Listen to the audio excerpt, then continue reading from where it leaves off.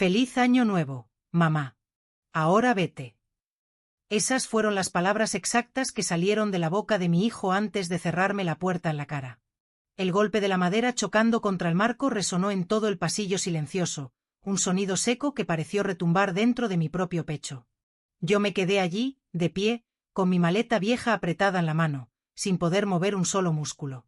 Había viajado 8 horas en un autobús que olía a cansancio y esperanza para estar con él en la última noche del año, y mi propio hijo me acababa de echar a la calle como si fuera una completa extraña, o peor aún, como una presencia vergonzosa.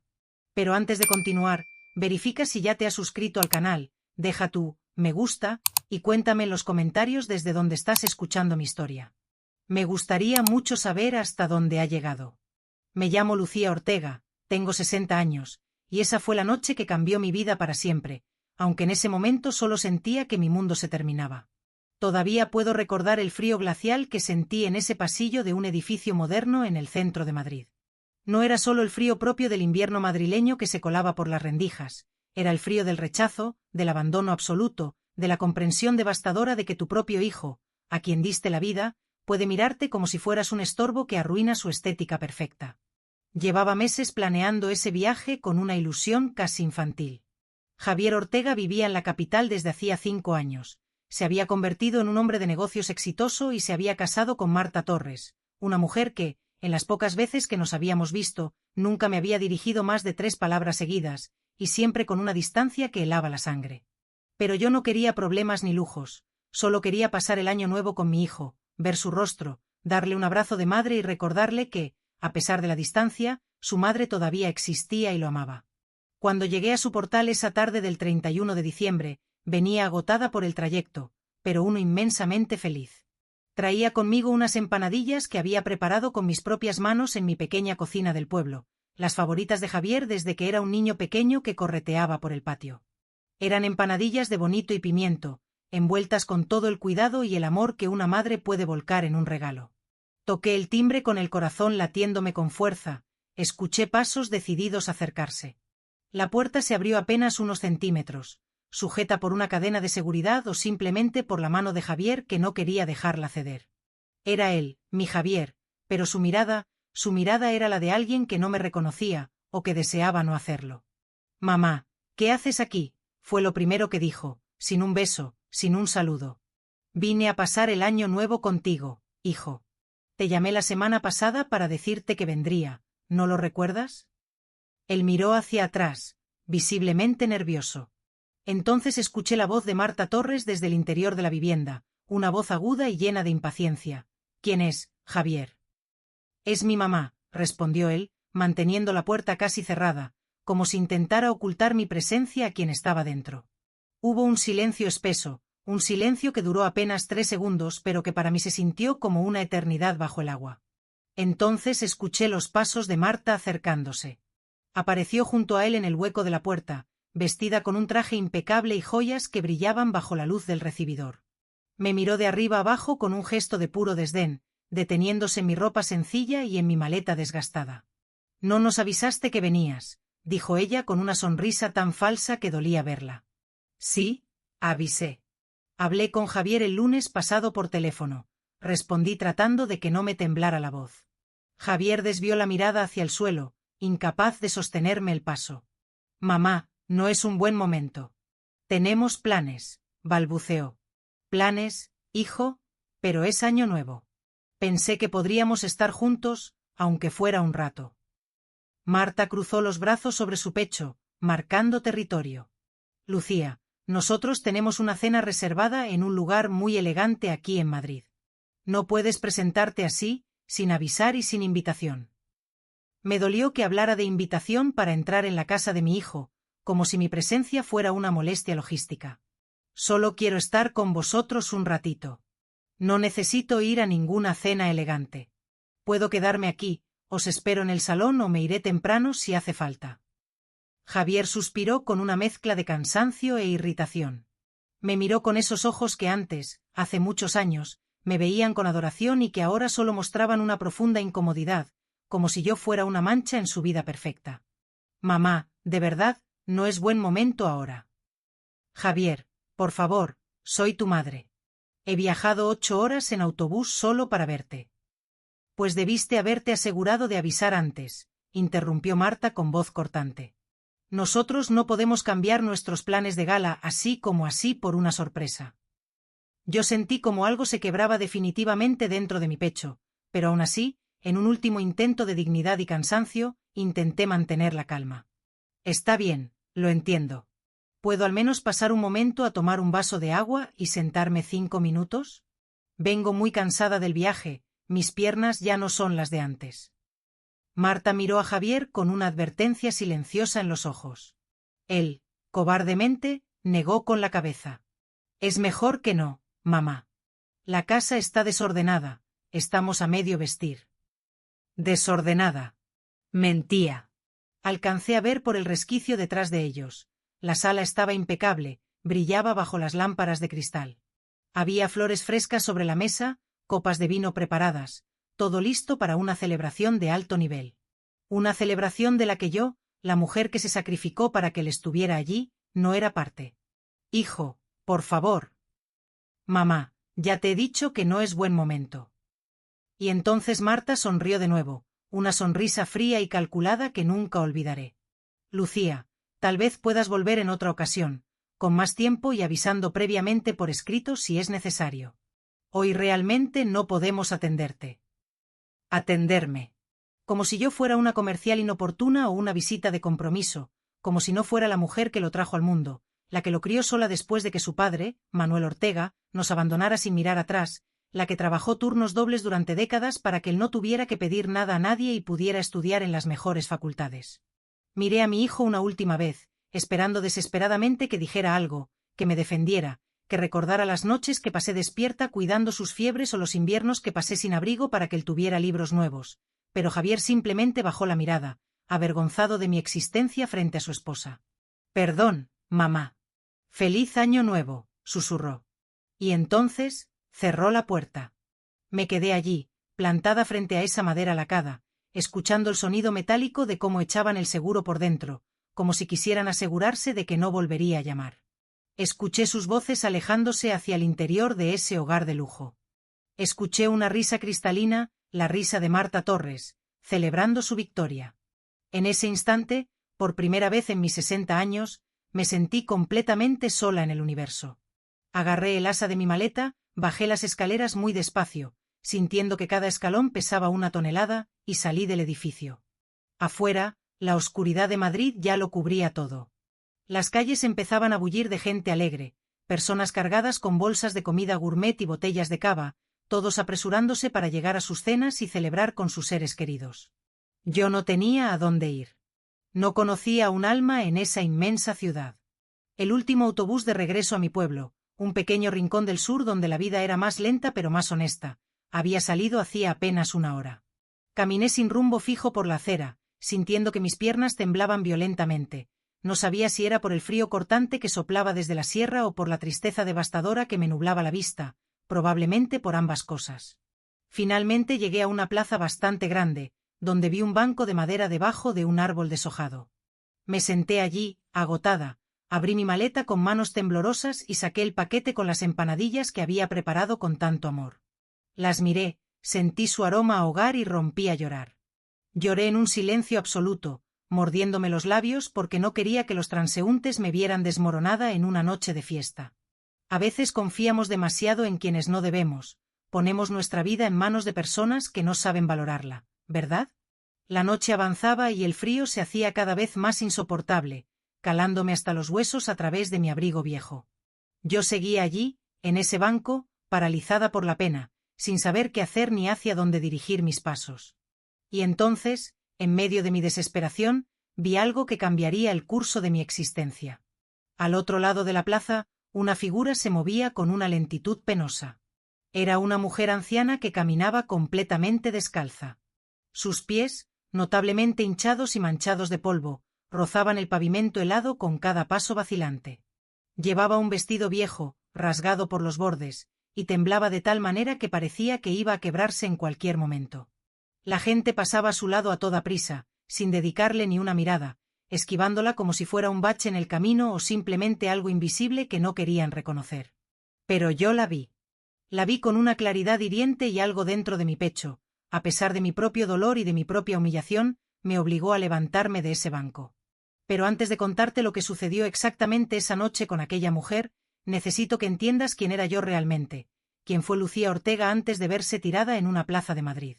Nací en un pueblo pequeño de Andalucía, un lugar donde el sol siempre brilla pero las oportunidades escasean. Crecí entre el olor a tierra seca y el sonido de las campanas de la parroquia del pueblo. Me casé muy joven, apenas tenía 20 años cuando conocí a Manuel Ortega, el que sería el padre de mis hijos. Era un hombre que entonces me parecía el más guapo y trabajador del mundo, con unas manos fuertes que prometían protección. Nos casamos en una mañana luminosa de junio de 1983. Recuerdo aquel día como si fuera una fotografía nítida, mi vestido blanco, muy sencillo pero limpio, las flores frescas que mi madre había tejido en mi pelo y la mirada de Manuel cuando me vio llegar. Pensé, de verdad lo pensé, que aquello sería para siempre. Javier nació un año después, en 1984, y fue el bebé más hermoso que mis ojos habían visto jamás. Tenía los ojos profundos de su padre y mi nariz pequeña. Desde el primer segundo supe que ese niño sería mi motor. Luego vino Sofía Ortega, mi hija, una niña dulce que siempre fue más independiente. Manuel trabajaba duro la construcción y yo me encargaba de todo en casa, cuidando a los niños, cocinando y estirando el dinero para que nunca faltara lo básico. Éramos pobres, no hay otra forma de decirlo, pero durante un tiempo creí sinceramente que éramos felices. Sin embargo, las personas tienen sombras que uno no siempre ve. Cuando Javier cumplió los 5 años, Manuel empezó a cambiar. Llegaba tarde, olía a tabaco y alcohol, y a veces a un perfume que no era el mío. Cuando yo intentaba preguntar, él estallaba en ira, me gritaba y me decía que yo era una mujer aburrida, sin ambiciones, que lo asfixiaba con mi vida sencilla. Una mañana gris de noviembre de 1990, desperté y el lado de la cama de Manuel estaba frío. Su ropa ya no estaba, su maleta tampoco. Sobre la mesa de la cocina encontré una nota arrugada con 6 palabras que se me quedaron grabadas a fuego. No puedo más con esta vida. Perdón. 35 años de mi vida, contando desde que nos conocimos, reducidos a un papel sucio. Manuel Ortega desapareció para siempre, nunca volvió, nunca envió una carta para saber si sus hijos tenían que comer, simplemente se borró del mapa. Me quedé sola con Javier de 5 años y la pequeña Sofía, sin un solo euro. Tuve que aprender a sobrevivir a dentelladas. Conseguí aquel trabajo en la lavandería del pueblo, levantándome a las 5 de la mañana para lavar ropa ajena hasta las 7 de la tarde. Mis manos se agrietaron y mi espalda empezó a resentirse, pero lo hice todo por ellos.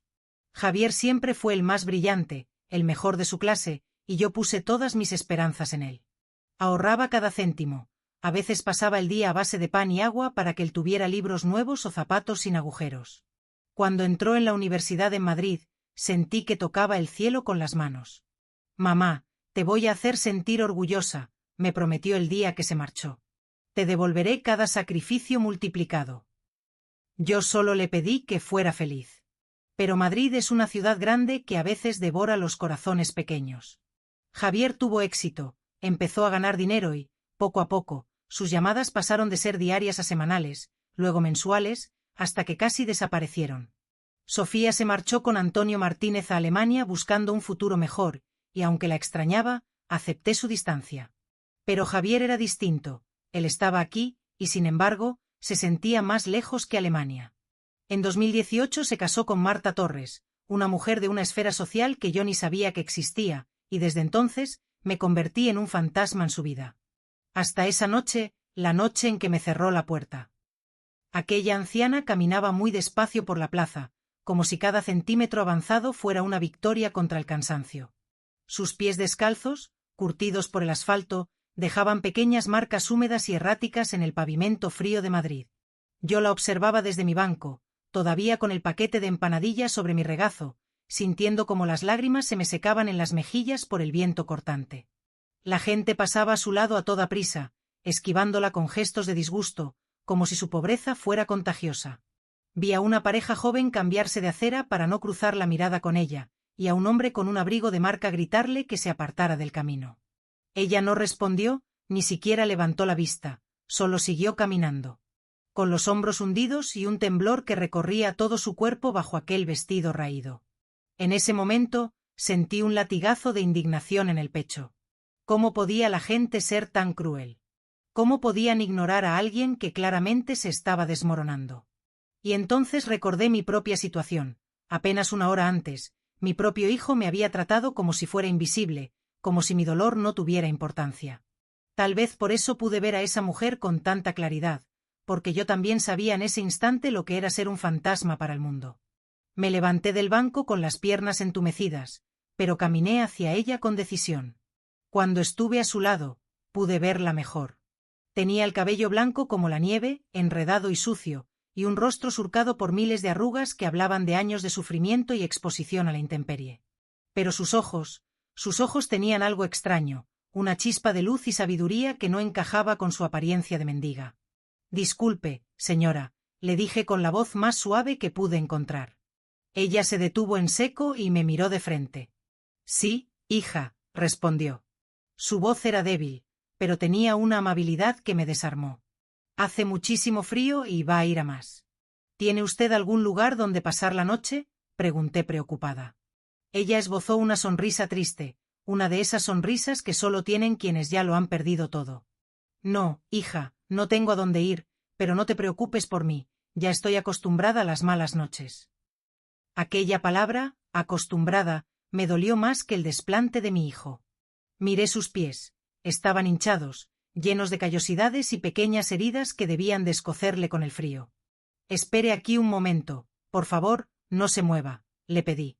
Regresé corriendo a mi banco, abrí mi maleta y saqué el suéter de lana más grueso que tenía, el que me había llevado pensando en el frío de la sierra madrileña. También saqué mis sandalias más cómodas, las que usaba para estar por casa. No eran gran cosa, pero al menos las separarían del suelo helado. Volví con ella y se lo extendí todo. Tome, señora, por favor, póngase esto. Ella me miró con una sorpresa infinita, como si no estuviera acostumbrada a que alguien le diera algo sin pedir nada a cambio. No, hija, no puedo aceptarlo. Tú también tienes frío y te vas a quedar sin abrigo. Yo estoy bien, de verdad, tengo más ropa en la maleta. Por favor, acéptelos, insistí.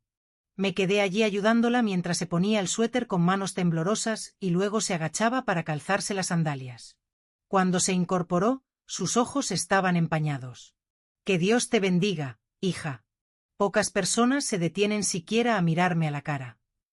¿Cómo se llama usted, señora?, le pregunté. Ella dudó apenas un segundo antes de responder. Puedes llamarme Elena. Mucho gusto, doña Elena. Yo soy Lucía. Nos quedamos allí, dos mujeres solas en medio de una plaza que bullía de preparativos para la fiesta. A lo lejos ya se empezaban a escuchar algunos petardos y la gente corría hacia las bocas de metro. ¿Y qué haces tú aquí sola en una noche como esta, Lucía?, me preguntó Elena con curiosidad. Una mujer como tú debería estar celebrando con su familia. Sentí que se me formaba un nudo en la garganta y la verdad salió sin filtros. Mi familia no me quiere cerca esta noche. Elena asintió con una comprensión profunda, como si conociera mi historia sin que yo tuviera que contarla. Los hijos a veces olvidan de dónde vienen, se marchan al mundo, se llenan de humos y terminan avergonzándose de sus raíces, dijo con una sabiduría amarga. ¿Usted también tiene hijos, Elena?, pregunté. Su mirada se perdió en algún punto del horizonte y se volvió infinitamente triste. Tuve una hija. Se llamaba Mariana. Murió hace 15 años de un cáncer de mama muy agresivo. Desde entonces, estoy completamente sola en el mundo. Lo siento muchísimo, alcancé a decir, sintiéndome pequeña ante su pérdida. Así es la vida, Lucía. Unos se van antes de tiempo, otros nos quedamos para contarlo y uno tiene que aprender a seguir caminando aunque le pesen los pies. Regresamos juntas al banco y abrí mi paquete de empanadillas. ¿Tiene hambre, doña Elena? Sus ojos se iluminaron por primera vez. No he probado bocado desde esta mañana. Entonces cenaremos juntas. Preparé estas empanadillas para mi hijo Javier, pero bueno, él ha decidido que no eran para él. Desenvolvimos la comida y el aroma a pimiento y atún llenó el aire frío. Elena cerró los ojos al dar el primer bocado. Hacía años que no comía algo tan delicioso, Lucía. Sabe a hogar. Comimos en silencio durante un rato, observando cómo las familias pasaban riendo a nuestro alrededor, cargadas con uvas y botellas de champán para llegar a casa antes de las campanadas de la Puerta del Sol. ¿Sabes una cosa, Lucía?, dijo Elena de repente. Llevo caminando por estas calles de Madrid 5 años, desde que perdí mi casa. He visto pasar a miles de personas por mi lado. ¿Sabes cuántas se han detenido a preguntarme si necesitaba aunque fuera un vaso de agua? 3. Tú eres la tercera persona en 5 años. Aquella cifra me dio escalofríos. La gente tiene miedo, continuó ella. Miedo de ver la pobreza de cerca porque les recuerda que ellos también podrían acabar así. Pero tú no has tenido miedo, Lucía. Tienes un alma noble, y por eso estoy segura de que la vida te va a recompensar. Siempre se recoge lo que se siembra.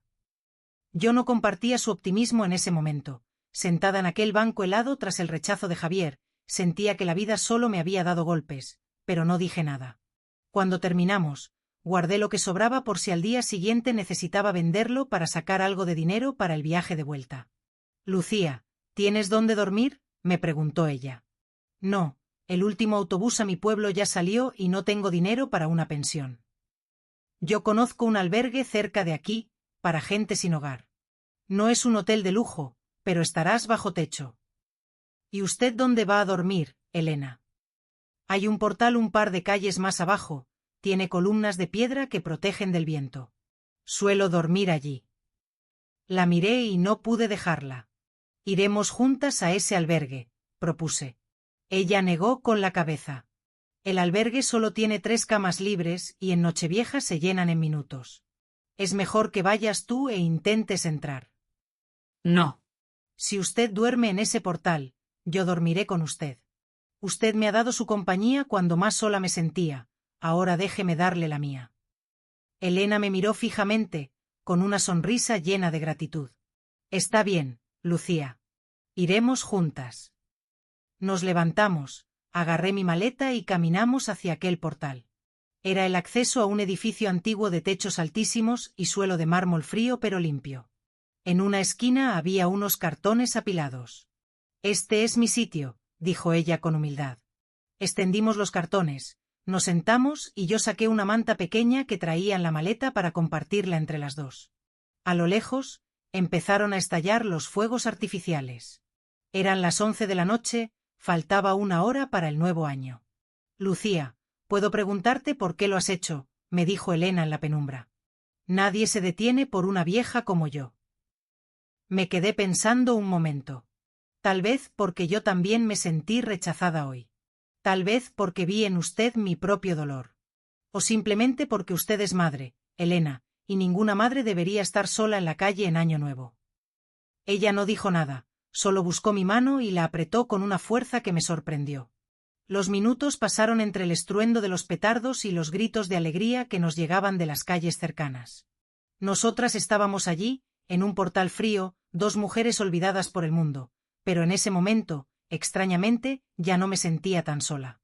La medianoche llegó con un ruido ensordecedor que hacía vibrar el suelo. «Feliz Año Nuevo, Lucía», me susurró. «Feliz Año Nuevo, doña Elena». No teníamos uvas ni vino, solo nuestra mutua presencia en la oscuridad. Cuando el ruido cesó y la ciudad pareció calmarse un poco, intentamos dormir. Pero el frío se colaba por todas partes. «¿No puedes dormir, verdad?», preguntó Elena. «Estoy pensando en Javier», confesé. No es que me cerrara la puerta, Elena, es que ni siquiera pudo mirarme a los ojos, como si le diera vergüenza que yo fuera su madre. El amor de madre es el más generoso, hija, pero también el que más duele cuando los hijos se pierden en las apariencias. Le pregunté entonces cómo había acabado ella así. Elena suspiró y su voz sonó lejana.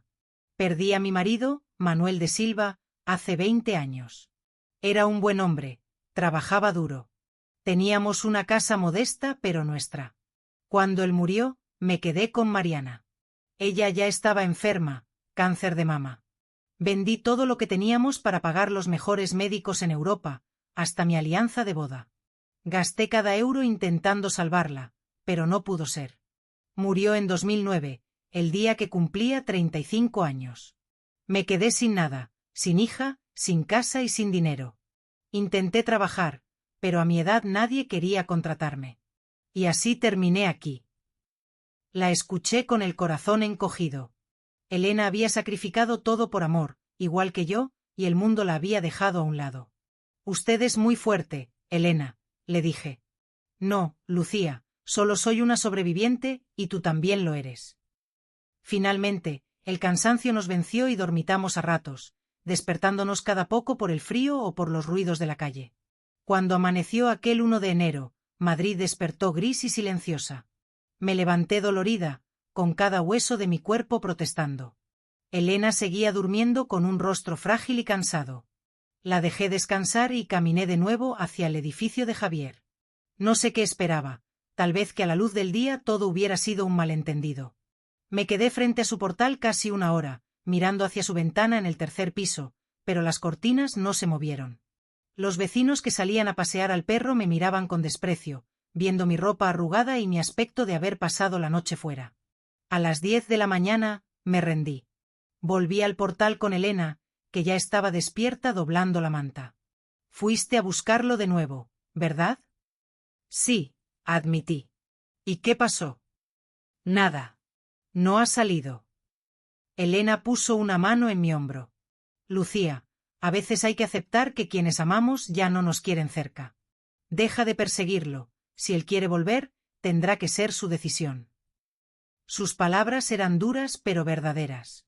Pasamos el resto de la mañana vendiendo las empanadillas que me quedaban por las calles cercanas. Elena tenía un don para hablar con la gente y para la 1 de la tarde ya teníamos dinero suficiente para mi billete y algo de comida. Caminamos juntas a la estación de autobuses. Mi transporte salía a las 3. Nos sentamos en un banco de la terminal. Doña Elena, quiero que se quede con esto, le dije entregándole 100 euros de los que había sacado con la venta.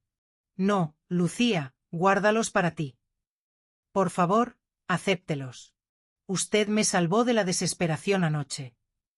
Ella los tomó con lágrimas en los ojos y me abrazó. Recuerda mis palabras, Lucía, lo que hiciste por esta vieja noche, el universo te lo devolverá multiplicado. Ya lo verás.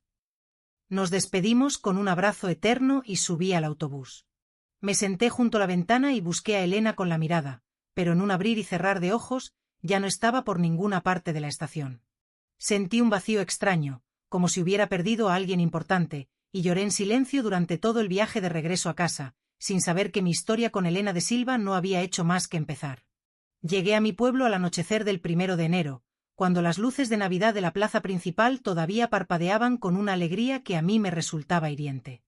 El autobús me dejó justo frente a la iglesia donde tantos años atrás me había casado con Manuel Ortega, jurando una fidelidad que él rompió sin remordimientos. Caminé las 3 calles que me separaban de mi casa, arrastrando mi maleta y mi cansancio por el empedrado. Todo se veía igual, las mismas fachadas encaladas, los mismos árboles desnudos, pero yo sentía que ya no era la misma mujer que se había marchado hacía apenas 2 días con el corazón lleno de esperanzas. Abrí la puerta de mi casita, una construcción pequeña de una sola planta que había comprado con los ahorros de toda una vida lavando ropa ajena. El olor a humedad y a encierro me golpeó el rostro. No encendí la luz, me dejé caer en el viejo sillón de la sala, rodeada por la penumbra, y me quedé allí, inmóvil, dejando que el silencio me envolviera. Mi mente era un torbellino de imágenes dolorosas, la cara de desprecio de Marta Torres, la mirada esquiva de mi hijo Javier, el sonido del cerrojo echándose en aquel piso de lujo. Pero también, de manera recurrente, aparecía el rostro de Elena, sus palabras sobre el universo y su desaparición repentina en la estación. ¿Qué había querido decir con aquello de que se me devolvería multiplicado? Yo solo le había dado un suéter viejo, unas sandalias y unas empanadillas. Para mí no era nada, era simplemente lo que había que hacer. Sacudí la cabeza, convencida de que Elena era solo una pobre mujer con la mente nublada por el sufrimiento y que sus palabras eran solo un deseo amable de una desconocida. Los primeros días de enero fueron una tortura de soledad. No quería salir a la calle para no tener que dar explicaciones. Mis vecinas, siempre atentas, llamaban a mi puerta. Doña Lupita, mi vecina de toda la vida, se asomaba por la ventana con preocupación. Lucía, ¿estás bien? Te hemos visto llegar muy callada. ¿Qué tal Madrid? ¿Cómo está mi muchacho Javier? Me preguntaba con esa curiosidad que a veces pincha como una aguja. Está bien, Doña Lupita. Muy ocupado, ya sabe cómo es la vida en la capital, respondía yo con una sonrisa fingida que me dolía en los músculos de la cara. Seguro que ya te está preparando un cuarto en su casa para que te mudes con él. Un hijo tan exitoso no va a dejar a su madre sola aquí mucho tiempo, insistía ella. Yo solo asentía y cerraba la puerta lo más rápido posible, sintiendo como el nudo en mi garganta se hacía cada vez más insoportable. El 5 de enero decidí que no podía seguir encerrada compadeciéndome de mí misma. Necesitaba trabajar, necesitaba que mis manos estuvieran ocupadas para que mi cabeza dejara de pensar. Volví a la lavandería donde había trabajado durante décadas. Doña Carmen, la dueña, me recibió con los brazos abiertos. Lucía, qué alegría que estés de vuelta. Pensé que te quedarías más tiempo con tu hijo. No, doña Carmen, ya sabe que me gusta mi rutina, mentí una vez más. Y así retomé mi vida, levantarme a las 5 de la mañana, caminar hasta la lavandería, pasar 8 horas entre vapores, agua caliente y jabón, lavar sábanas y manteles de los restaurantes del pueblo, y regresar a casa para cenar algo ligero y dormir un sueño inquieto. Las semanas pasaron lentas y grises. El 15 de febrero llegó mi cumpleaños número 61. Me desperté con la pequeña esperanza de que el teléfono sonara, de que Javier recordara al menos la fecha en que nací. Recibí una llamada breve de mi hija Sofía desde Alemania. Me felicitó con cariño pero con la prisa de quien tiene una vida muy lejana y ocupada junto a Antonio Martínez. Te quiero, mamá, a ver si este verano podemos vernos, me dijo antes de colgar. Esperé todo el día la llamada de Javier. Cada vez que el teléfono vibraba, el corazón se me daba un vuelco, pero solo eran mensajes de propaganda o alguna vecina. Javier no llamó. Ni un mensaje de texto, ni una señal de que su madre todavía significaba algo para él. Esa noche lloré hasta que no me quedaron lágrimas, sintiéndome el ser más insignificante sobre la tierra. Sin embargo, 3 días después, el 18 de febrero, algo extraordinario rompió la monotonía de mi tristeza. Estaba en la lavandería, con el delantal puesto y los brazos sumergidos en una tina de agua jabonosa, cuando entró una mujer que parecía sacada de otro mundo. Vestía un traje de sastre gris marengo, llevaba zapatos de tacón impecables y un maletín de piel que gritaba importancia. Busco a la señora Lucía Ortega, dijo con una voz firme pero educada. Soy yo, ¿en qué puedo ayudarla?, respondí secándome las manos en el delantal. Mi nombre es Gabriela Moreno. Soy abogada y vengo de Madrid. Necesito hablar con usted sobre un asunto urgente y privado. El miedo me recorrió el cuerpo. ¿Le había pasado algo a Javier? ¿Estaba herido? ¿Había tenido un accidente? ¿Es por mi hijo? ¿Está bien?, pregunté con el corazón en la boca. No se trata de su hijo, señora Ortega. Es algo muy distinto. Podríamos ir a un lugar más tranquilo. Doña Carmen me hizo un gesto para que fuera, y caminamos hasta una pequeña cafetería en la plaza del pueblo. Nos sentamos en una mesa al fondo. La abogada abrió su maletín y me miró con una sonrisa que intentaba ser reconfortante. Señora Ortega, represento a una cliente que prefiere mantener su anonimato por ahora, aunque usted ya la conoce.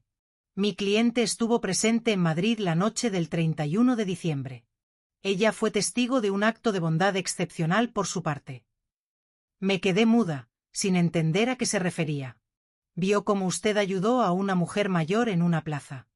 Vio cómo se desprendió de su abrigo y su calzado para dárselo a alguien que no conocía, y cómo compartió su comida y su tiempo en una noche donde todo el mundo miraba hacia otro lado. Sentí que la sangre se me helaba. ¿Elena? ¿Elena tenía una abogada? Yo solo hice lo que era correcto, balbuceé. No, señora Ortega, usted hizo lo que casi nadie hace. Mi cliente pasó por esa plaza durante más de 1 hora aquella noche y vio a decenas de personas ignorar a esa anciana. Usted fue la única que se detuvo. La abogada sacó entonces un sobre blanco y me lo extendió sobre la mesa de madera. Lo abrí con manos temblorosas y al ver el contenido, casi me desmayo. Era un cheque bancario por valor de 50.000 euros. Esto tiene que ser un error. Yo no puedo aceptar este dinero, tartamudeé. No es un error, señora Ortega. Es una compensación por su gran corazón, pero es solo el comienzo. Mi cliente tiene una propuesta de vida para usted. Me explicó entonces la verdad, una verdad que parecía sacada de una película. La mujer que yo conocí como Elena era en realidad Elena de Silva, una viuda inmensamente rica, dueña de un imperio empresarial en España. Cada año, en fechas señaladas, se disfrazaba de indigente y salía a las calles de Madrid para probar la humanidad de la gente, para encontrar a alguien que la viera a ella y no a sus harapos. En 5 años, yo había sido la única persona que había superado la prueba con una entrega total y desinteresada. Doña Elena vive sola en una gran residencia en el barrio de Salamanca, en Madrid, continuó Gabriela Moreno. No tiene familia cercana, su hija murió hace años y se siente muy sola. Después de conocerla aquella noche, ha decidido que quiere que usted sea su compañera de vida. No como una empleada del servicio, sino como una amiga, una confidente, alguien con quien compartir su hogar. La oferta incluye vivir en su casa con todos los gastos cubiertos, una habitación privada de lujo y un sueldo mensual de 15.000 euros solo por estar con ella. Me sentí mareada. Nada de esto tenía sentido en mi cabeza. ¿La mendiga descalza era una multimillonaria? ¿La mujer con la que dormí en un portal me estaba ofreciendo una fortuna? Necesito pensar, dije apenas en un susurro. Por supuesto, señora Ortega. Tómese 3 días. Aquí tiene mi tarjeta. Si acepta, le enviaremos un transporte privado para traerla a la capital. Pasé esos 3 días sin poder comer ni dormir, mirando el cheque sobre la mesa de mi cocina. Pensaba en mi vida en el pueblo, lavando ropa por unos pocos euros al mes, y pensaba en Javier, que me había echado a la calle por ser pobre. ¿Qué pensaría él si supiera esto? Pero más allá del dinero, pensaba en Elena, en la calidez de su mano en el portal y en la soledad que ambas compartimos. El 20 de febrero llamé a la abogada y acepté. El viernes, 23 de febrero, me puse mi mejor vestido y subí al autobús de primera clase que me enviaron. Fue un viaje de ensueño, con asientos de cuero y atenciones que nunca había recibido. Al llegar a Madrid, un chofer llamado Héctor me esperaba con un cartel con mi nombre junto a un Mercedes negro reluciente. Me llevó por las avenidas señoriales de la capital hasta el barrio de Salamanca, deteniéndose frente a un palacete de fachada blanca y balcones de forja. Cuando las puertas principales se abrieron, allí estaba ella. Pero no era la Elena de la plaza. Esta mujer vestía un conjunto de seda color crema, llevaba un collar de perlas auténticas y su cabello blanco estaba perfectamente peinado. Sin embargo, cuando sonrió, vi a la misma mujer que había compartido mis empanadillas. Lucía, bienvenida a tu casa, me dijo abrazándome con fuerza. Me mostró mi habitación, era más grande que toda mi casa del pueblo, con una cama king size, ventanales que daban a un jardín privado y un baño de mármol con bañera de hidromasaje. Este es tu espacio, Lucía. Puedes decorarlo como quieras. Aquí nadie volverá a cerrarte la puerta, me aseguró Elena con una ternura que me hizo llorar. Me entregó otro sobre con 100.000 euros en efectivo. Esto es para que arregles tus asuntos, compres ropa nueva y no tengas que preocuparte por nada nunca más. Aquella tarde, mientras contemplaba el atardecer desde mi nuevo balcón en Madrid, recordé las palabras de Elena en la estación. El universo realmente me lo estaba devolviendo multiplicado. Pero lo que más me dolía y me alegraba. Al mismo tiempo era una certeza, me iba a quedar en Madrid, muy cerca de Javier, pero no tendría ni idea de que la madre a la que despreció por pobre ahora dormía entre sedas, de la mano de una de las mujeres más poderosas del país. Los meses siguientes a mi llegada a la residencia de Elena de Silva fueron como vivir dentro de un sueño del que temía despertar en cualquier momento. Mi vida cambió de una forma tan radical que, a veces, al mirarme los espejos de marco dorado del palacete, tardaba unos segundos en reconocer a la mujer que me devolvía la mirada. Elena no quería una sirvienta, quería una hermana, una confidente. Pasábamos las mañanas desayunando en el jardín de invierno, rodeadas de plantas exóticas, mientras ella me contaba historias de sus viajes por toda Europa junto a su difunto esposo, Ernesto de Silva. Yo, a cambio, le hablaba de mi infancia en el pueblo, de la dureza del trabajo en la lavandería y de cómo, a pesar de todo, siempre intenté que a Javier y a Sofía no les faltara un beso antes de dormir. Elena cumplió su palabra, me llevó a las mejores boutiques de la Milla de Oro, en las calles Serrano y Ortega y Gasset. Al principio, yo me sentía fuera de lugar, me daba vergüenza tocar las telas de seda y cachemira, pero Elena se reía con ganas. Disfrútalo, Lucía. Te has pasado la vida cuidando la ropa de los demás, ahora te toca lucir la tuya, me decía mientras me compraba vestidos elegantes, zapatos de piel italiana y bolsos que costaban más de lo que yo ganaba en 3 años en el pueblo. También me llevó a un salón de belleza exclusivo cerca del Retiro.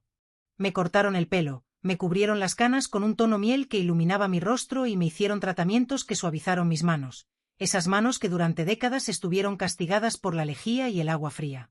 Sin embargo, a pesar de los lujos, había algo que me seguía inquietando, la palabra acompañante. Cada vez que Elena recibía visitas o hablaba con conocidos, me presentaba así.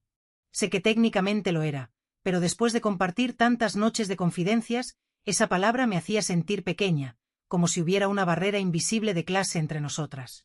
Un día de abril, mientras tomábamos café, reuní el valor para decírselo. Elena, ¿puedo pedirte un favor? Sé que trabajo para ti, pero ¿podrías presentarme como tu amiga? Me duele sentir que para el mundo solo soy alguien contratado para que no esté sola. Elena dejó su taza de porcelana sobre la mesa, se levantó y me tomó las manos con firmeza. Lucía, perdóname. Tienes toda la razón del mundo. Tú eres mi familia, la hermana que la vida me dio en una plaza fría. Nunca más volveré a usar esa palabra. Y cumplió. A partir de ese día, fui Lucía Ortega, su mejor amiga. Pero la prueba de fuego llegó el domingo, 12 de mayo. Elena y yo fuimos a almorzar a un restaurante sumamente elegante en el centro de Madrid, uno de esos sitios donde hay que reservar con semanas de antelación. Estábamos disfrutando de unos chilaquiles adaptados al gusto europeo y un café delicioso cuando, de repente, escuché una voz que me heló la sangre por completo. ¿Mamá? Me di la vuelta lentamente y allí estaba él. Javier Ortega. Estaba de pie a unos metros de nuestra mesa, con los ojos como platos y la boca abierta por la sorpresa. A su lado, impecable como siempre y con su mirada de hielo, estaba Marta Torres. No podían creer lo que veían.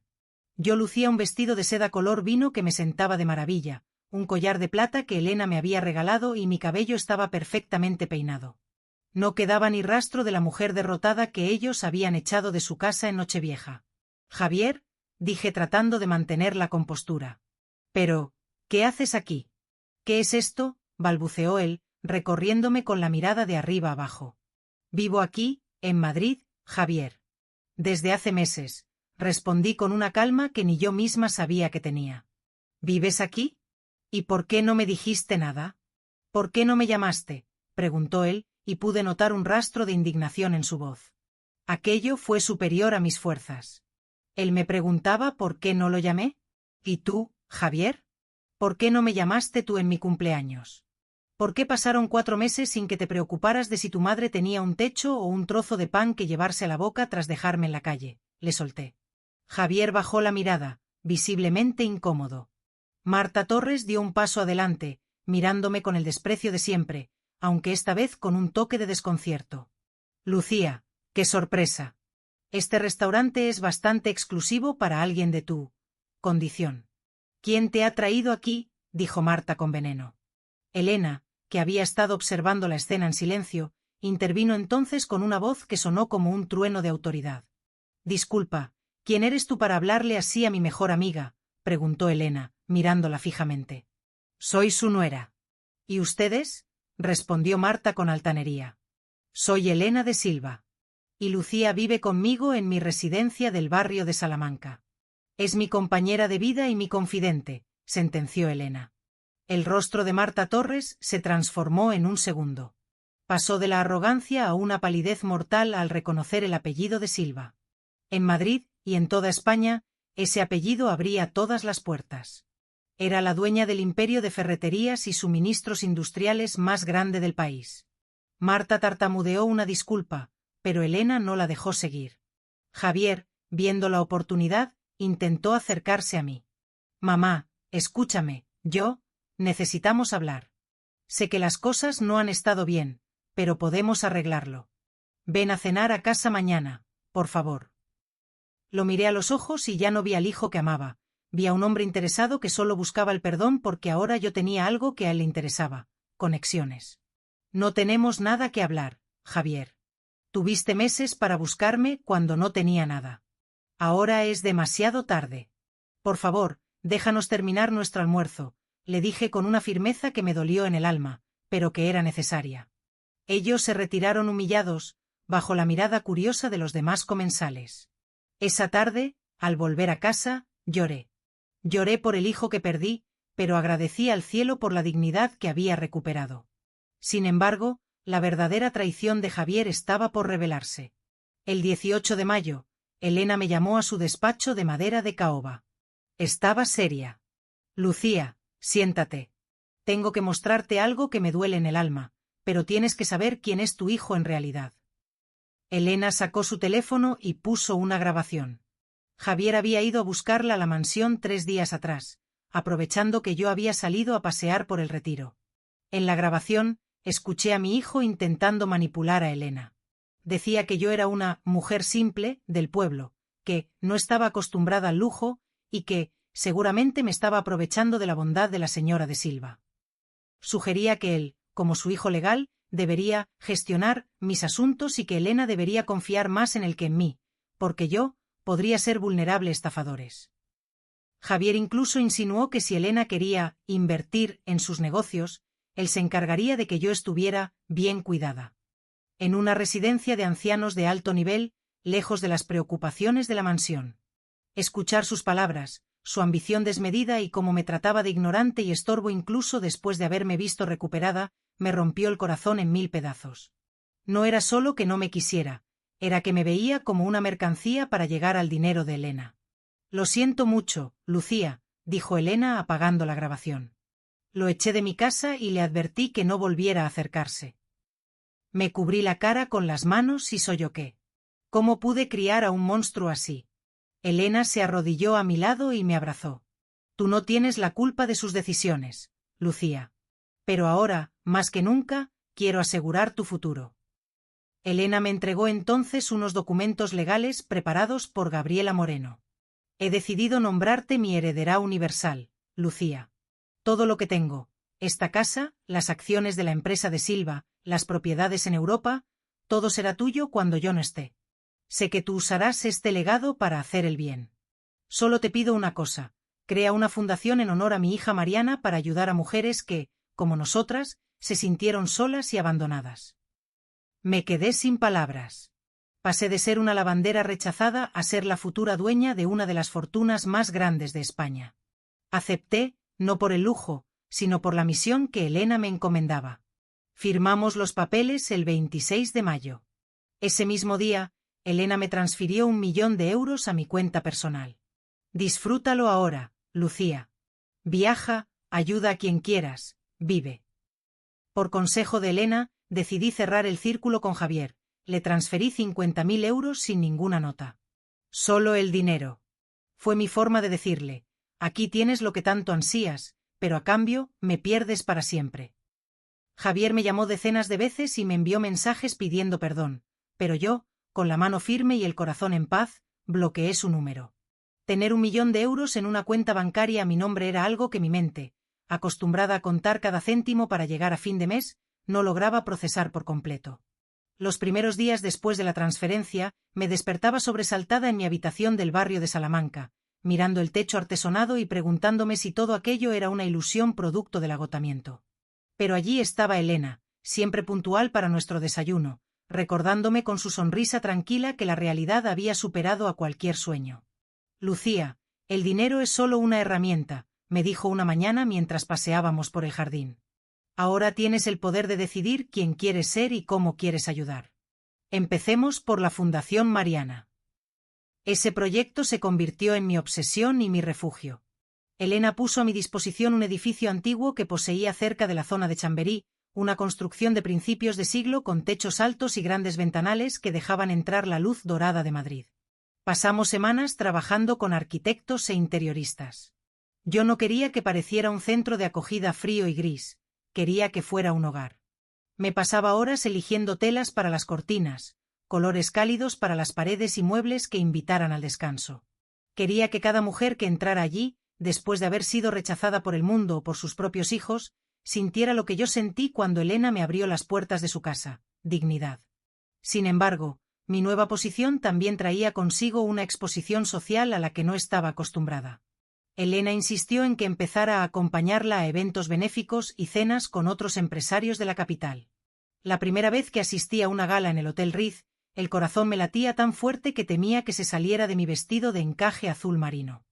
Me sentía como una impostora entre tantas joyas y apellidos ilustres. Pero Elena me presentó a todos como su mejor amiga y socia. Allí, en un rincón del salón, alcancé a ver a algunos conocidos de Marta Torres. Me observaban con una mezcla de envidia y curiosidad malsana, susurrando detrás de sus abanicos. Yo mantuve la cabeza alta.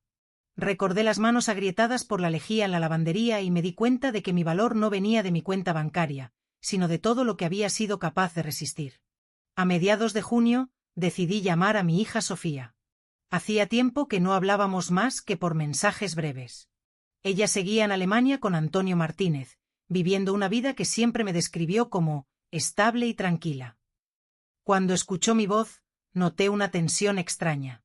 Mamá, me ha llamado Javier. Está desesperado. Dice que te has vuelto loca, que te has ido con una mujer rica que te está manipulando y que le has enviado dinero de forma humillante, soltó Sofía sin siquiera saludarme. Me senté en el borde de mi cama, sintiendo una punzada de tristeza. Javier no solo no se arrepentía, sino que estaba intentando poner a mi propia hija en mi contra. Sofía, hija, Javier no te ha contado la verdad.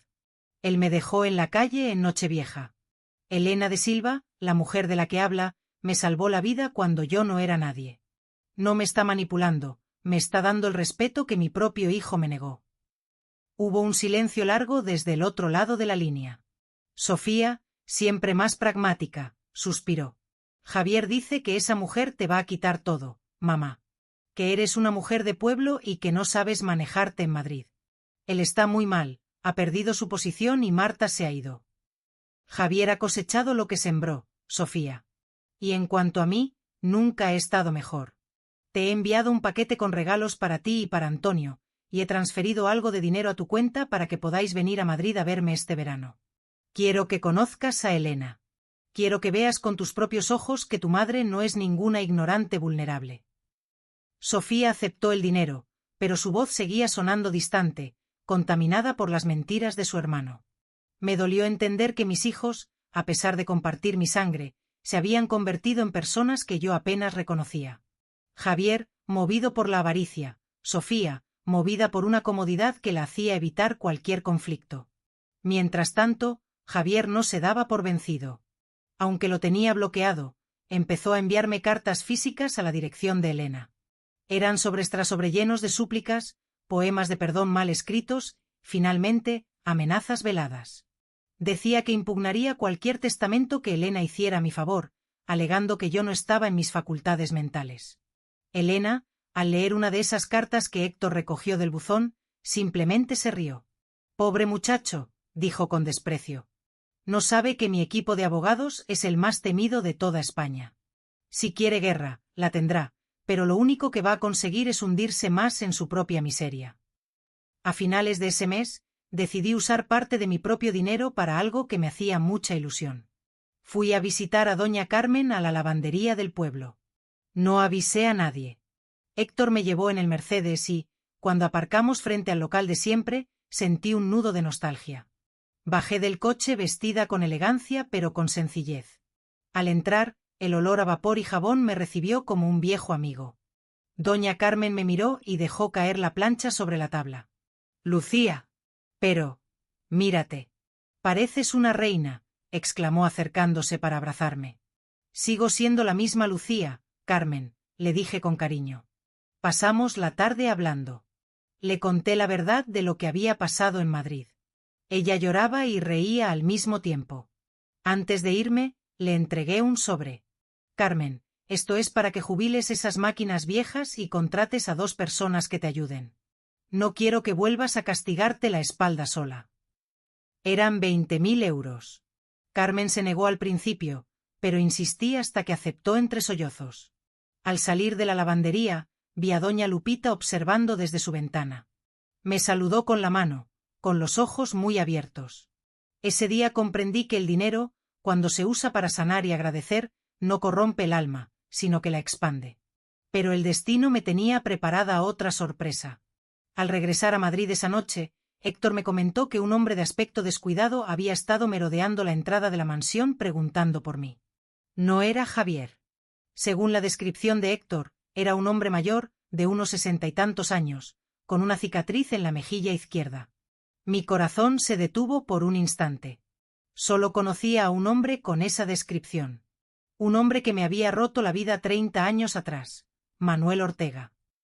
La presencia de aquel hombre en la entrada de la mansión de Elena de Silva me mantuvo despierta durante toda la noche, mirando las sombras que proyectaban los árboles sobre las paredes de mi lujosa habitación.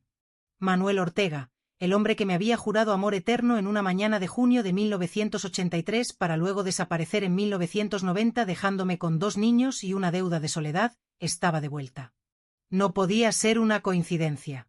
Madrid es una ciudad inmensa, pero el eco del dinero y el éxito social viaja rápido, y yo sabía que mi nombre empezaba a sonar en ciertos círculos.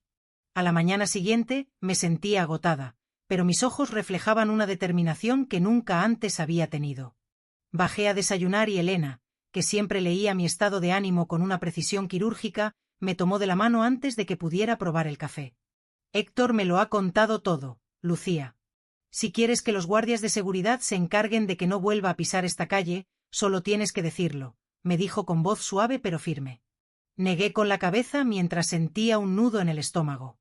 No, Elena. Necesito verlo.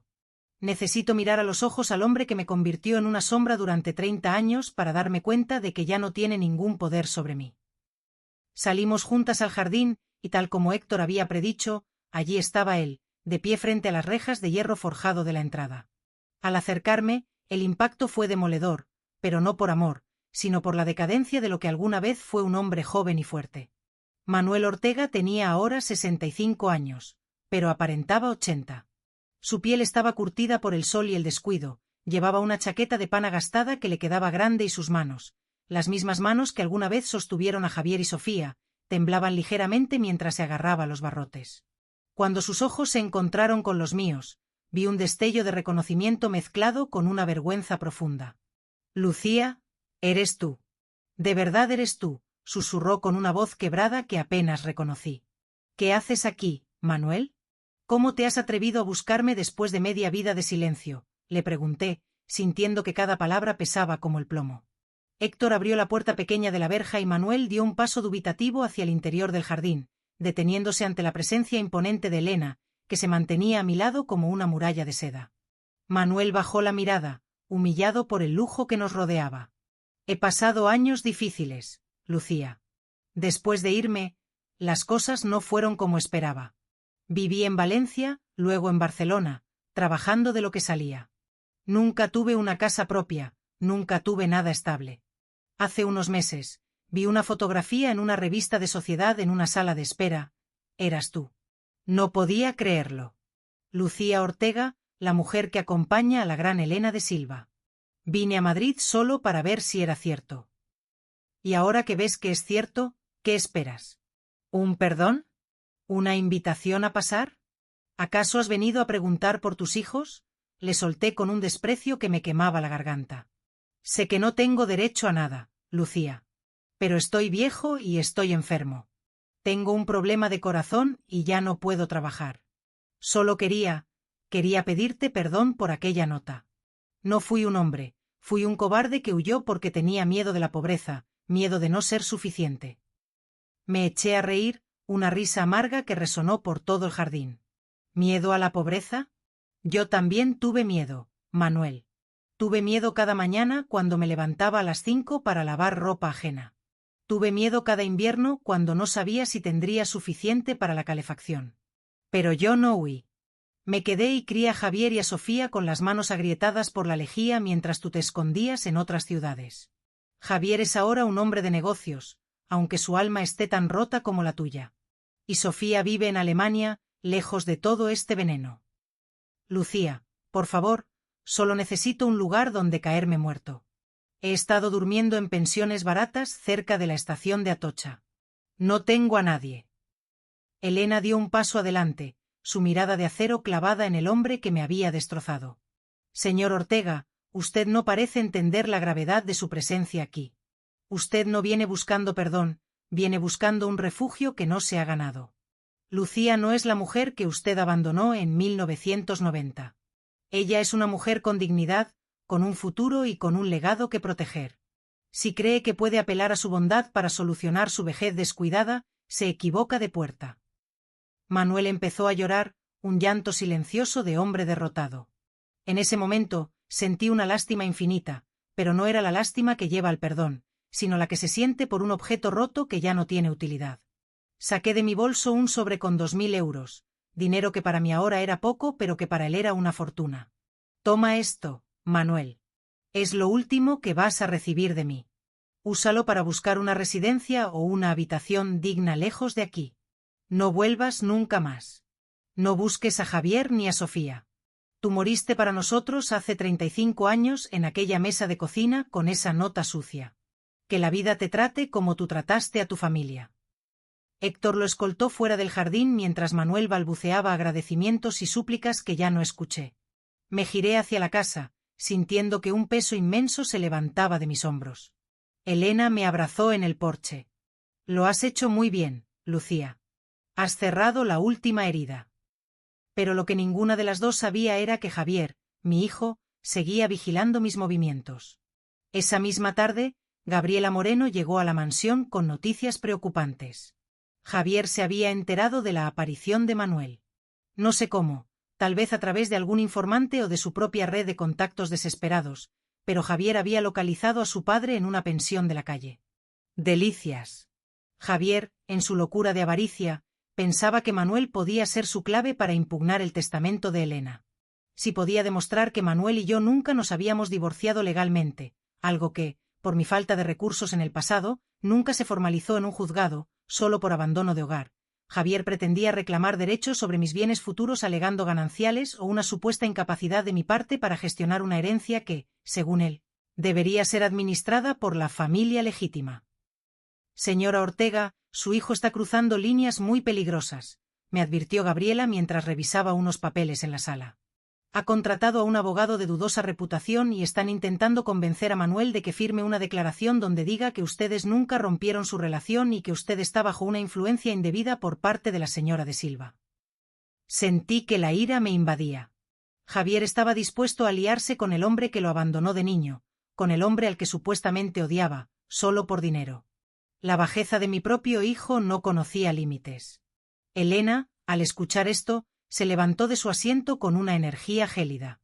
No voy a permitir que ese muchacho ensucie el nombre de mi amiga ni el legado de mi familia. Gabriela, quiero que prepares una demanda por acoso y extorsión contra Javier Ortega y Marta Torres.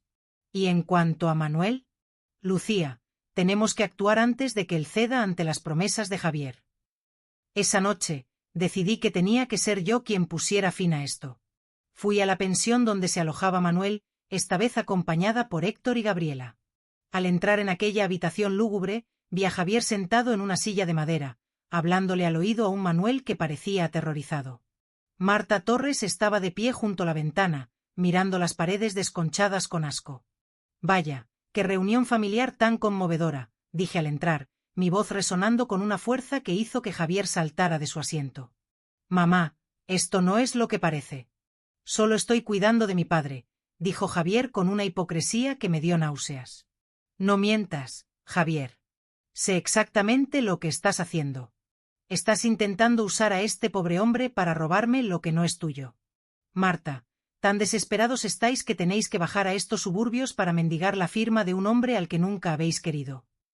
Marta me miró con furia contenida. Estamos protegiendo lo que por derecho le pertenece a la familia Ortega, Lucía. No vamos a dejar que una extraña como Elena de Silva se quede con el patrimonio que debería ser de tu hijo. El patrimonio de Elena es de Elena, y ella ha decidido que yo sea su heredera porque yo le di lo que ninguno de vosotros tiene, humanidad. Javier, escúchame bien. Si firmas ese papel que él te propone, Manuel, te quitaré el dinero que te di y te dejaré morir solo en esta habitación.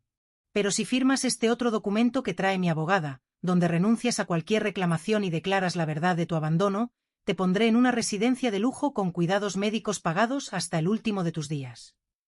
Javier se puso rojo de rabia. No puedes hacer eso. Es chantaje. No, Javier. Es justicia. Es darles a cada uno lo que merece. Manuel, tú eliges, una mentira con un hijo que te odia y solo te usa, o una vejez digna y tranquila lejos de nosotros. Decide ahora. Manuel miró a Javier, Vio la avaricia en sus ojos, y luego me miró a mí. Con manos temblorosas, tomó la pluma que le ofrecía Gabriela y firmó el documento de mi abogada. Javier gritó, insultó y Marta tuvo que sacarlo de la habitación antes de que Héctor tuviera que intervenir. Me quedé un momento a solas con Manuel. Mañana vendrán a por ti para llevarte a la residencia en la sierra. Tendrás comida, ropa y médicos. Pero no me busques más. Esta es mi última deuda pagada. Salí de allí sintiendo que finalmente Madrid me pertenecía, no por el dinero, sino porque había vencido a todos mis fantasmas en su propio juego.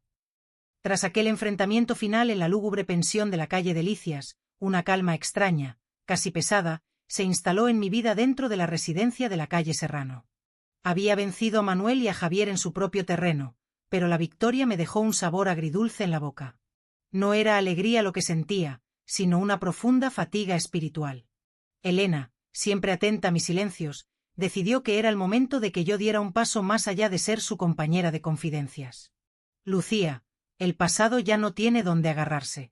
Ahora tienes que mirar hacia lo que estamos construyendo. La Fundación Mariana te necesita entera, me dijo mientras revisábamos los planos definitivos del edificio en Chamberí. Me sumergí de lleno en el trabajo. Me reunía casi a diario con los arquitectos y con Gabriela Moreno para dar forma legal y física a ese sueño. Quería que cada habitación del centro tuviera luz natural, que las zonas comunes olieran a flores frescas y no a desinfectante, y que hubiera una biblioteca enorme donde las mujeres pudieran recuperar el tiempo que la vida les había robado. Descubrí, para mi propia sorpresa, que mi experiencia en la lavandería, gestionando recursos escasos y tratando con gente de todo tipo, me había dado una capacidad de mando y una organización que los arquitectos respetaban. Ya no era la mujer que bajaba la mirada, era Lucía Ortega, la presidenta de un proyecto que ya empezaba a sonar en los periódicos de Madrid como un referente de filantropía.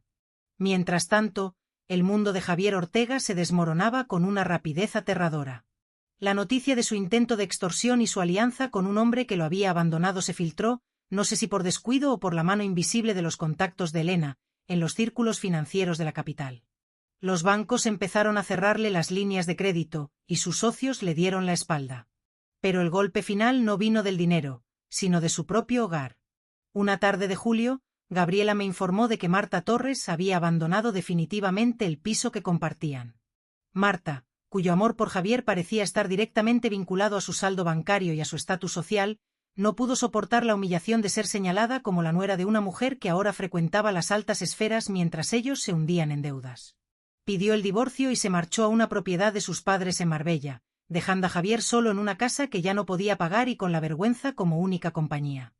Sentí una punzada de lástima al imaginar a mi hijo en esa sala impecable que una vez me cerró las puertas, ahora vacía y silenciosa, pero recordé que él mismo había elegido ese camino el día que prefirió el brillo del oro al calor de su propia madre. Elena, por su parte, empezó a delegar en mí no solo los asuntos de la fundación, sino también ciertas decisiones de su empresa de suministros. Quiero que aprendas, Lucía. Algún día yo no estaré y tú tendrás que sentarte en esos consejos de administración con la misma fuerza con la que te enfrentaste a Manuel. Decía mientras me explicaba balances financieros y estrategias de mercado. Yo estudiaba por las noches, me preparaba con tutores que Gabriela contrataba y, poco a poco, empecé a entender el lenguaje del éxito. Era un mundo frío, sí, pero bajo la guía de Elena, aprendí que podía humanizarse. Hicimos un viaje juntas a París en agosto para visitar un modelo de residencia similar al que queríamos implantar. Madrid se sentía lejos y el aire de Europa me ayudó a sanar. Paseando por las orillas del Sena, Elena me confesó que desde que yo había llegado a su vida, su salud, que siempre había sido delicada debido a una afección pulmonar crónica, había mejorado. Me has devuelto las ganas de ver el amanecer, Lucía. Y eso no tiene precio. Sin embargo, a finales de septiembre, una carta llegó a la mansión. No era de Javier ni de Manuel. Era de mi hija Sofía, desde Alemania. En la carta, escrita con una caligrafía temblorosa que no era la suya, me pedía perdón. Me contaba que Antonio Martínez había perdido su empleo y que ellos también estaban pasando por dificultades económicas que no se atrevía a contarme por teléfono. Me confesó que Javier la había llamado llorando, pidiéndole dinero que ella no tenía, y que finalmente ella se había dado cuenta de la clase de hombre en el que se había convertido su hermano. Mamá, Me siento avergonzada por no haber estado a tu lado cuando Javier te echó. Me siento avergonzada por haber aceptado su versión de los hechos sin preguntarte a ti primero. Solo quiero que sepas que te quiero y que me alegra que hayas encontrado la felicidad, aunque yo no haya sido parte de ella. Leí la carta en el salón, con el sol de la tarde entrando por los ventanales. No había rencor en mí, solo una tristeza profunda por la distancia física y emocional que nos separaba. Le respondí de inmediato, enviándole boletos de avión para ella y Antonio para que pasaran las Navidades conmigo en Madrid.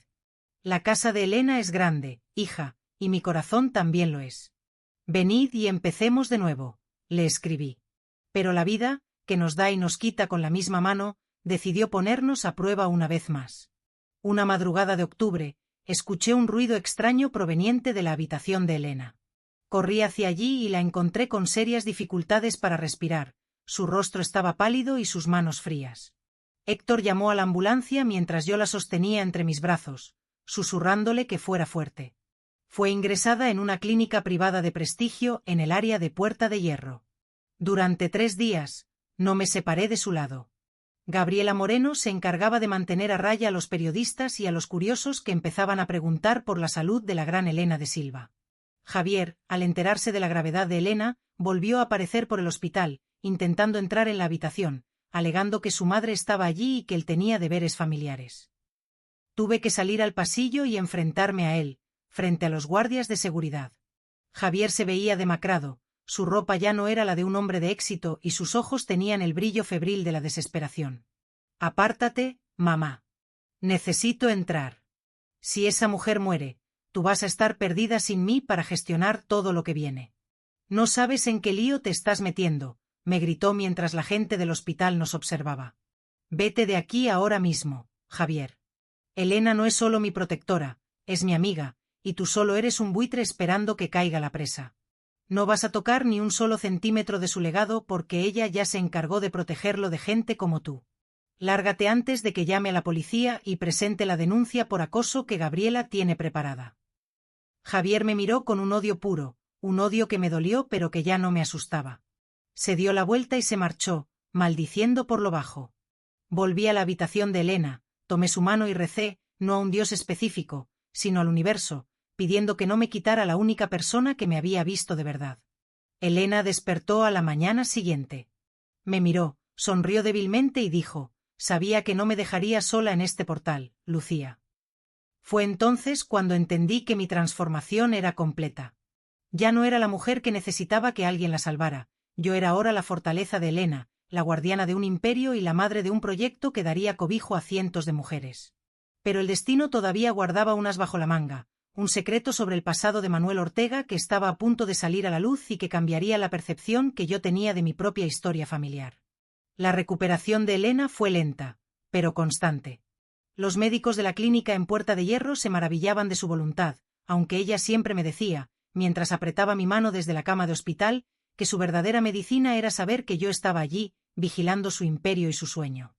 Durante esas semanas, Madrid se tiñó de los colores del otoño. Las hojas del Retiro caían como monedas de oro sobre el asfalto y un aire fresco bajaba de la sierra, recordándome que el tiempo no se detiene para nadie. A finales de octubre, recibí una llamada de la residencia de lujo en la Sierra de Guadarrama, donde Manuel Ortega pasaba sus últimos días bajo mi protección financiera. El director me informó de que Manuel había sufrido una crisis severa y que, según sus palabras, no pasaría de la semana. Sentí una punzada de inquietud. No era amor, ni siquiera lástima profunda, era la necesidad de cerrar un círculo que aún tenía aristas cortantes. Elena, ya de vuelta en la mansión y descansando en su sillón favorito, me animó a ir. «Ve, Lucía. El perdón no es para él, es para que tú camines más ligera». Héctor me llevó por la carretera de La Coruña hacia las montañas. El paisaje era espectacular, pero yo solo podía pensar en la habitación de aquella pensión en la calle Delicias y en el hombre que una vez fue el centro de mi universo. Al llegar a la residencia, encontré a Manuel mucho más delgado, casi transparente, conectado a un monitor de oxígeno. Al verme entrar, sus ojos se iluminaron con un rastro de lucidez. «Lucía, has venido», susurró con dificultad. «Dime qué necesitas, Manuel. El director dice que querías decirme algo importante». Manuel hizo un gesto hacia un pequeño cajón de madera en su mesilla de noche. Ábrelo, hay una caja azul. Es lo único que conservé todos estos años. Saqué una pequeña caja de metal, desgastada por el tiempo. Al abrirla, mi corazón se detuvo. No había joyas ni dinero. Había un fajo de resguardos de transferencias bancarias, amarillentos y doblados, y un fajo de cartas nunca enviadas. Empecé a revisar los papeles. Eran recibos de envíos de dinero a una cuenta corriente que yo no reconocía, fechados entre 1995 y 2005. ¿Qué es esto, Manuel? Yo nunca recibí este dinero, dije con voz temblorosa. Lo sé, tosió con fuerza. En 1995, cuando Javier cumplió 11 años, logré encontrarlos. No me atreví a volver, me sentía indigno. Pero empecé a enviar lo poco que ahorraba trabajando en los muelles y en la construcción. Enviaba el dinero a la cuenta de ahorros que Javier abrió cuando empezó el instituto. Él me encontró a través de un anuncio que puse en un periódico local buscando información sobre vosotros. Sentí un escalofrío que me recorrió la espalda. ¿Javier sabía dónde estaba su padre desde que era un niño? Javier me escribió cuando tenía 12 años, continuó Manuel, con lágrimas resbalando por sus mejillas hundidas. Me dijo que tú habías rehecho tu vida, que tenías a otro hombre y que no querías saber nada de mí. Me pidió que si realmente quería ayudar, le enviara el dinero al en secreto para sus estudios, porque tú te lo gastarías en cosas innecesarias. Yo le creí. Estaba tan desesperado por limpiar mi culpa que le envié todo lo que pude durante 10 años. Me levanté de la silla, sintiendo que el suelo desaparecía bajo mis pies. Javier me había mentido toda la vida. Me había visto sufrir, me había visto llorar por la falta de dinero para su universidad, me había visto lavar ropa hasta que mis dedos sangraban, mientras él recibía dinero de su padre a mis espaldas, alimentando mi odio hacia Manuel para mantener el flujo de euros solo para él. ¿Y hay más?, dijo Manuel, su voz ya era un hilo. Hace 5 años, cuando Javier se casó con Marta Torres, me buscó de nuevo. Me pidió una cantidad grande para la entrada de su piso en Madrid. Le di mis últimos ahorros. Luego, cuando se quedó sin dinero, empezó a extorsionarme. Me decía que si no le daba más, te contaría que yo estaba vivo y que yo te había estado ignorando a propósito. Javier no es quien tú crees, Lucía. Él me usó a mí igual que te usó a ti. Salí de la habitación de la residencia sin poder respirar. El aire puro de la sierra me pareció veneno. Toda mi vida había sido una mentira orquestada por el hijo por el que yo lo había dado todo. Javier no solo era un ingrato, era un calculador que había jugado con el dolor de sus padres durante décadas. Héctor, al verme salir tan descompuesta, me sostuvo por el brazo. Señora Lucía, ¿está bien? Lévame a Madrid, Héctor. Necesito hablar con Gabriela Moreno. Ahora mismo. Durante el viaje de vuelta, la rabia fue sustituyendo al dolor. Recordé cada vez que Javier me pedía dinero extra para libros que nunca vi, o para viajes de estudios que ahora entendía que eran su forma de vida a costa de mi sacrificio y del remordimiento de su padre. Al llegar a la mansión, Elena me esperaba preocupada. Le conté todo, cada palabra de Manuel, cada prueba en aquella caja azul. Elena me escuchó con una indignación que la hizo levantarse de su silla, olvidando su propia debilidad. Eso es crueldad pura, Lucía. Javier no solo te robó dinero, te robó la paz y la posibilidad de decidir sobre tu pasado, sentenció Elena. Gabriela Moreno llegó 1 hora después. Revisó los documentos de la caja azul y confirmó que las cuentas de destino pertenecían a Javier Ortega. Señora Ortega, esto cambia muchas cosas. Tenemos pruebas de que Javier ha cometido un fraude continuado y, posiblemente, extorsión. Si usted quiere, podemos llevar esto a los tribunales. Manuel ha firmado una declaración antes de que yo llegara. El director de la residencia fue testigo. Esa noche, decidí que no quería juicios largos que ensuciaran el nombre de la Fundación Mariana. Quería que Javier sintiera el peso de su propia traición. Le pedí a Gabriela que localizara a Javier. No fue difícil. Estaba viviendo en un pequeño estudio alquilado en una zona humilde de Vallecas, después de haber sido desahuciado de su piso de lujo. Le cité en un café neutral cerca de la Puerta del Sol, el corazón de Madrid, donde todo comenzó aquella Nochevieja. Javier llegó con la esperanza brillando en sus ojos, pensando tal vez que yo había recapacitado y iba a darle más dinero. Se sentó frente a mí, intentando poner su cara de hijo arrepentido. Mamá, sabía que me llamarías. He estado pensando mucho en lo que dijiste y... Puse la caja azul sobre la mesa. El rostro de Javier pasó del desconcierto a una palidez cenicienta en un segundo. Manuel me lo ha contado todo, Javier. Todo. Desde 1995. Sé lo del dinero, sé lo de las cartas, sé cómo usaste a tu padre y cómo me dejaste a mí matarme a trabajar mientras tú tenías una cuenta llena de euros que él te enviaba. Mamá, puedo explicarlo, yo solo quería asegurar mi futuro, tú no sabías administrar. Cállate, grité, y por primera vez, Javier se encogió en su asiento. Me viste sufrir, Javier. Me viste pasar hambre por ti. Engañaste al hombre que te dio la vida y a la mujer que te crió. Eres un ser vacío. Gabriela tiene todas las pruebas. No voy a meterte en la cárcel, no porque no lo merezcas, sino porque no quiero que mi nombre vuelva a estar unido al tuyo en un expediente judicial. Le entregué un último documento. Esto es una orden de alejamiento que tú mismo vas a firmar. Si vuelves a acercarte a Elena, a la fundación, a Manuel o a mí, Gabriela presentará todas las pruebas de fraude ante el fiscal. Te quedarás con los 50.000 euros que te envié, será lo último que recibas de la familia Ortega. Vete de Madrid, Javier. Vete y no vuelvas nunca. Javier tomó el papel con manos temblorosas. Su máscara se había roto por completo. Se levantó sin decir palabra, derrotado no por la pobreza, sino por la verdad. Lo vi salir a la calle, perdiéndose entre la multitud de turistas y madrileños. Sentí que finalmente, el veneno había salido de mi cuerpo. Al volver a la mansión, Elena me esperaba con una cena ligera. Ya está, Lucía. Ahora sí eres libre.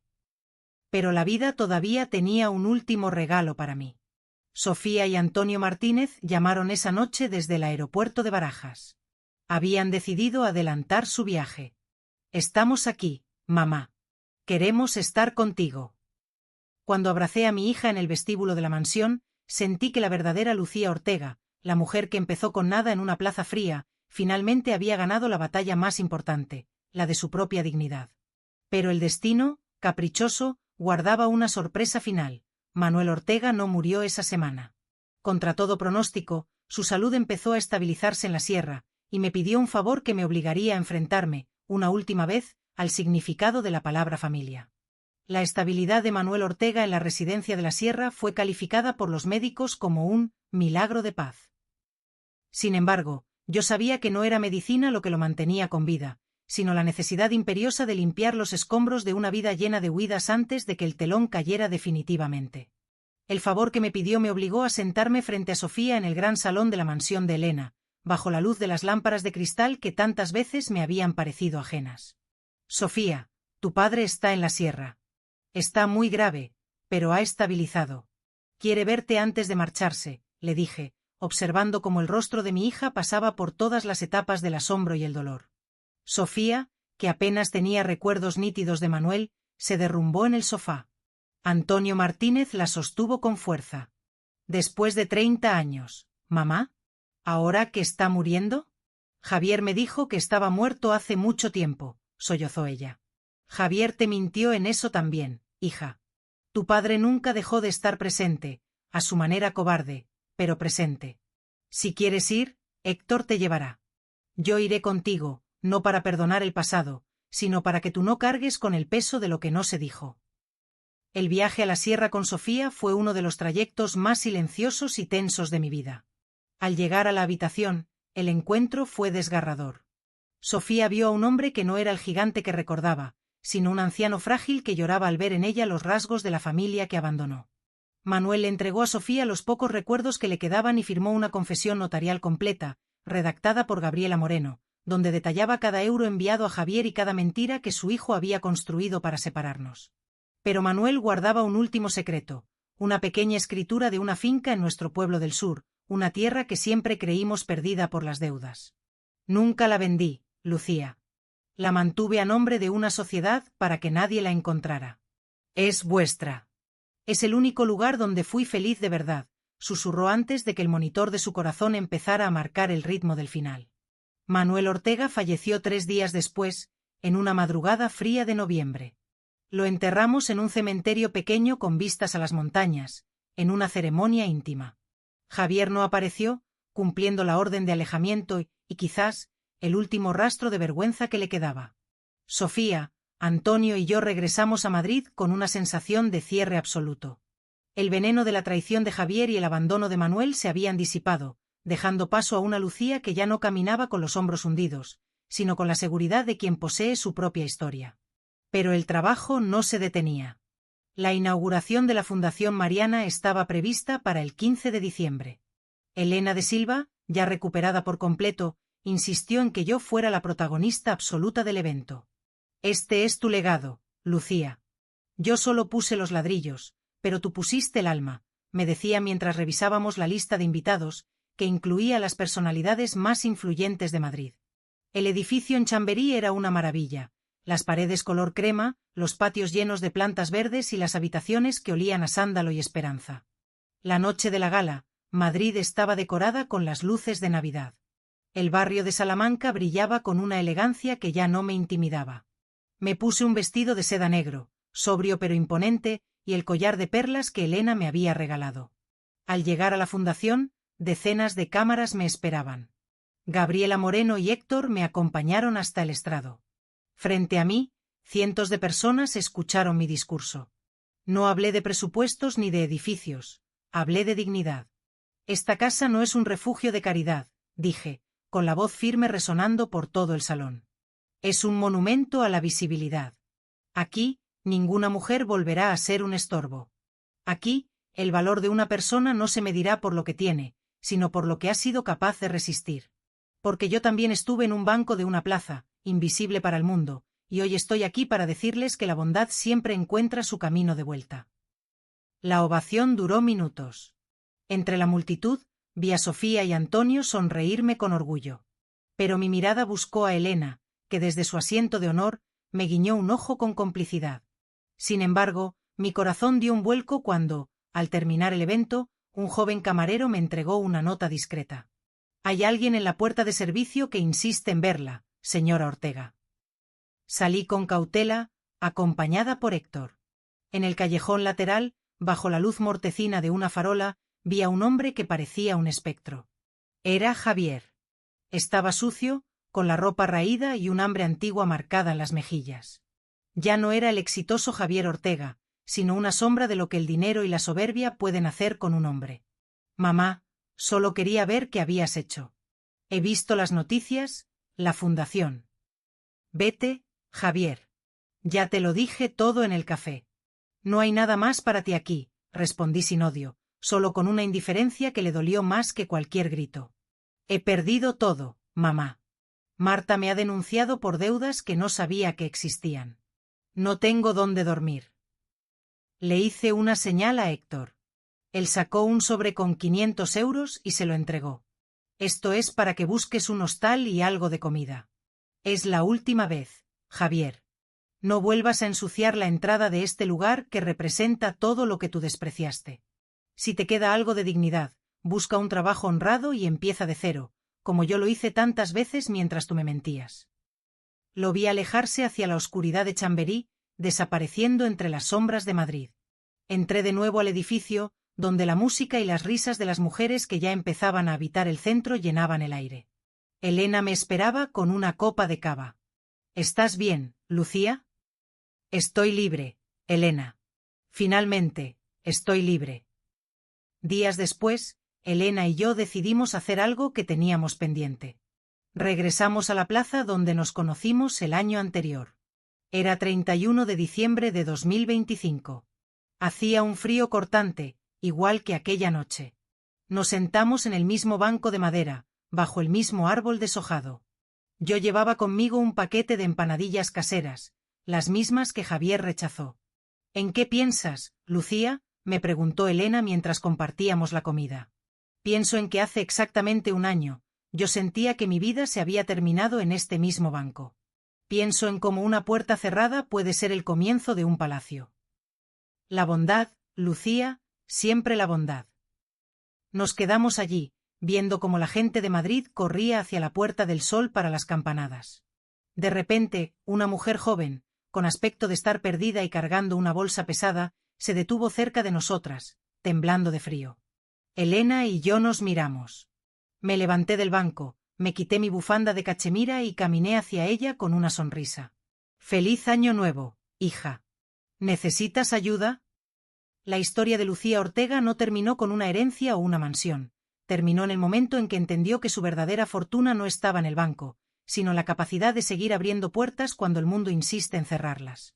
El universo, como dijo Elena, se lo había devuelto todo multiplicado, pero lo más importante es que ella, Lucía, finalmente se había encontrado a sí misma. Ahora, si te ha gustado esta historia, no olvides suscribirte y activar la campanita para no perderte ningún vídeo nuevo. Si llegaste hasta el final, comenta desde dónde escuchaste mi historia y qué hora es donde estás. Gracias y hasta el próximo encuentro.